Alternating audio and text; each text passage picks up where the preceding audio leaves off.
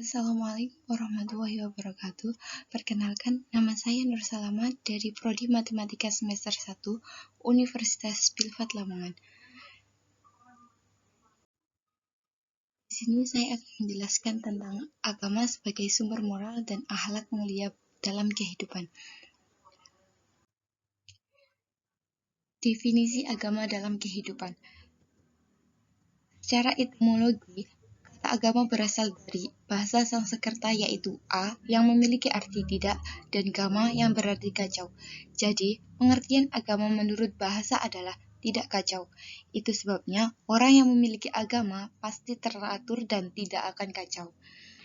Kemudian, menurut KBBI, agama adalah sistem yang mengatur tata keimanan dalam kurung kepercayaan dan peribadatan kepada Tuhan Yang Maha Kuasa, serta tata kaidah yang berhubungan dengan pergaulan manusia dan manusia serta lingkungannya.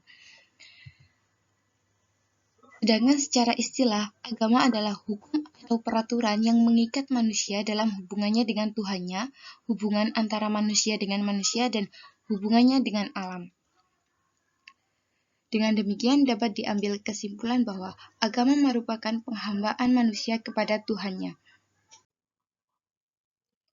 Dan dalam pengertian agama tersebut terdapat 3 unsur, yaitu Tuhan, manusia, dan penghambaan. Jadi, apabila suatu paham atau ajaran yang mengandung ketiga unsur pokok pengertian tersebut dapat disebut dengan agama. Kemudian pada slide selanjutnya yaitu pengertian moral, akhlak, dan etika. Yang pertama, moral. Moral berasal dari bahasa Latin mores yang berarti adat kebiasaan. Moral diartikan sebagai tindakan baik atau buruk dengan ukuran adat. Jadi, tindakan baik buruk seseorang yang dinilai dari pandangan adat suatu masyarakat itu disebut dengan moral. Kemudian, akhlak. Akhlak berasal dari bahasa Arab yakni khulukun yang berarti budi pekerti, perangai, tingkah laku atau tabiat, tata krama, sopan santun, adab, dan tindakan. Akhlak juga didefinisikan dengan kebiasaan seseorang atau kecenderungan hati atas suatu perbuatan dan telah berulang kali dilakukan sehingga mudah mengerjakannya tanpa lebih dulu banyak pertimbangan. Dan kemudian etika. Etika berasal dari bahasa Yunani yakni ethos yang artinya adat kebiasaan. Etika adalah tingkah laku manusia yang ditransmisikan dari hasil pola pikir manusia. Konsep etika berasal dari pandangan tentang tingkah laku manusia dalam perspektif filsafat. Kemudian sumber moral. Moral memiliki beberapa sumber yang dibagi dalam 4 aliran, yakni yang pertama aliran rasionalisme yang berpendapat bahwa rasiolah yang menjadi sumber moral bukanlah yang lain. Dengan kata lain, yang menentukan baik dan buruknya sesuatu adalah akal pikiran manusia semata. Yang kedua, aliran hedonisme berpendapat bahwa sumber kebaikan dan keburukan adalah kebahagiaan. Jadi, sesuatu dikatakan baik jika mendatangkan kebahagiaan, dan sebaliknya sesuatu dikatakan buruk jika mendatangkan keburukan. Kebahagiaan yang dimaksud adalah kebahagiaan individu. Aliran ini disebut egoistic hedonisme. Aliran ini antara lain digagas oleh Epicurus. Kemudian yang ketiga, aliran hedonisme universal. Aliran ini berpendapat bahwa kebaikan dan keburukan diukur oleh kebahagiaan. Kebahagiaan tertinggi adalah kebahagiaan untuk jumlah kebanyakan manusia yang sebesar-besarnya. Penggagasnya adalah John Stuart Mill. Kemudian yang keempat, aliran tradisionalisme yang berpendapat bahwa sumber kebaikan atau keburukan adalah tradisi atau adat istiadat. Dikarenakan peradaban barat mengalami trauma historis berkenaan dengan agama, maka peradaban barat berusaha menyingkirkan agama dalam kehidupan mereka. Kemudian agama sebagai sumber moral. Di tengah krisis moral manusia modern seperti dislokasi, disorientasi, karena menjadikan akal sebagai satu-satunya sumber moral, agama berperan dalam menyelamatkan manusia modern dari krisis tersebut.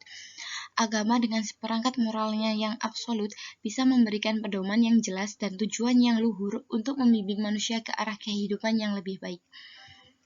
Atas dasar itulah, maka agama memiliki peran penting usaha dalam menghapus krisis moral tersebut dengan menjadikan agama sebagai sumber moral. Melalui kitab suci dan para rasul, Allah telah menjelaskan prinsip-prinsip moral yang harus dijadikan pedoman oleh umat manusia. Jadi, hubungan agama dan moral adalah agama sebagai sumber hukum untuk menyelamatkan manusia dari krisis moral seperti yang terjadi sekarang ini. Kemudian sumber moral dalam Islam. Jadi dalam konteks Islam, sumber moral ada dua, yaitu Al-Quran dan Al-Hadis. Selanjutnya, akhlak mulia menurut Imam Al-Ghazali. Menurut Imam Al-Ghazali, akhlak mulia ada 4 perkara, yaitu bijaksana, memelihara diri dari sesuatu yang tidak baik, keberanian, dalam kurung menundukkan kekuatan hawa nafsu, yang terakhir bersifat adil. Jelasnya, dari 4 perkara ini merangkumi sifat-sifat seperti berbakti kepada keluarga dan negara, hidup bermasyarakat dan bersilaturahmi, berani mempertahankan agama, senantiasa bersyukur dan berterima kasih, sabar, dan ridho dengan kesengsaraan, berbicara benar, dan lain sebagainya. Akhlak mulia sebagai sumber moral.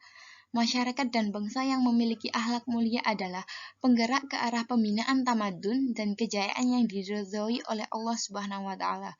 Seperti kata pepatah seorang penyair Mesir, Shawki Bey, hanya saja bangsa itu kekal selama berakhlak, bila akhlaknya telah lenyap, maka lenyap pula lah bangsa itu. Akhlak yang mulia yaitu akhlak yang diridhoi oleh Allah Subhanahu wa taala. Akhlak yang baik itu dapat diwujudkan dengan mendekatkan diri kita kepada Allah, yaitu dengan mematuhi segala perintahnya dan meninggalkan semua larangannya. Mengikuti ajaran dari sunnah Rasulullah Shallallahu Alaihi Wasallam, membiasakan diri untuk mendekati yang ma'ruf dan menjauhi yang munkar. Kemudian, hubungan antara akhlak, moral, dan etika. Hubungan antara akhlak, moral, dan etika adalah sama-sama menilai perbuatan atau kebiasaan baik buruk seseorang dengan dasar yang berbeda, yaitu moral berdasarkan akhlak pikiran bersifat teoritis, dan etika berdasarkan kebiasaan yang berlaku di masyarakat atau budaya yang bersifat praktis. Kemudian akhlak berdasarkan Al-Quran dan Al-Hadis yang berasal dari wahyu yang bersifat religius. Kemudian dapat diambil beberapa kesimpulan. Yang pertama yaitu bahwa pada hakikatnya agama terutama Islam merupakan sumber moral utama dalam kehidupan masyarakat karena di dalam agama diajarkan mana akhlak yang baik dan mana akhlak yang buruk. Yang kedua, dalam suatu peradaban pembangunan moral sangatlah mutlak karena suatu peradaban tanpa moral yang kuat akan membawa peradaban itu kepada suatu kehancuran. Yang ketiga, manusia harus memiliki moral dan akhlak yang baik karena tanpa moral dan akhlak yang baik, manusia itu akan hancur dan hanya menjadi pengikut dari paham-paham yang menyimpang di dunia ini. Sekian yang bisa saya jelaskan. Apabila ada kurang lebihnya saya mohon maaf yang sebesar-besarnya. Assalamualaikum warahmatullahi wabarakatuh.